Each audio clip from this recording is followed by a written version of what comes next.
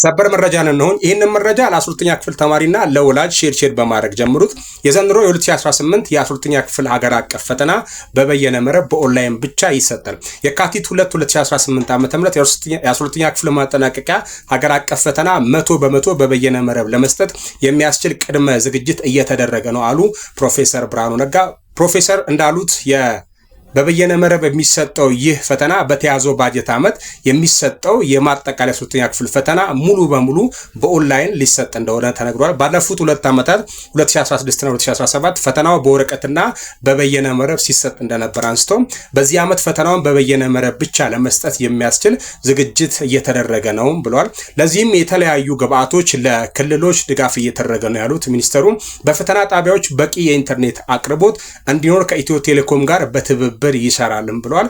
ክልሎቹ በዚህ ሂደት የሚያጋጥሙ ችግሮች እንዳይኖሩ በቂ የኮምፒውተር ኔትወርክ አማራጭ ኃይል አቅርቦት እንዲኖር ልዩ ትኩረት ሰጥተው መዘጋጀት አለባቸውም ነው ያሉት። ለተማሪዎች በቂ ስልጠና መስጠትም አስፈላጊ መሆኑ ሚኒስተሩ አጽንኦት ሰጥተው ተናግሯል። ከጉዳዩ ጋር በተያያዘ ክልሎችና ከተማ አስተዳደሮች አስፈላጊውን ድጋፍ እንዲያደርጉ መጠየቃቸውን ሚኒስተሩ ለፋና ዲጂታል ገልጿል። ትምህርት ሚኒስቴር በትምህርት ምዘናና ፈተና አስተዳደር ስርዓት ውስጥ ያጋጠመውን ስብራቶችን ለማስቀረት የተለያዩ የሪፎርም ተግባራትን ቀርጾ ፈተናን ከስርቆት ኩረጃ በጸዳ መልኩ ሊሰጥ እንደሆነም ይታወሳል። ባለፉት ዓመት የ12ኛ ክፍል ማጠናቀቂያ ፈተና በበየነ መረብ የወሰዱ ተማሪዎች ቁጥር 134828 ሲሆኑ ይህም በአጠቃላይ ተፈታኞቹ አንጻር 23.2% ነበር በኦንላይን የወሰዱት ማለት ነው።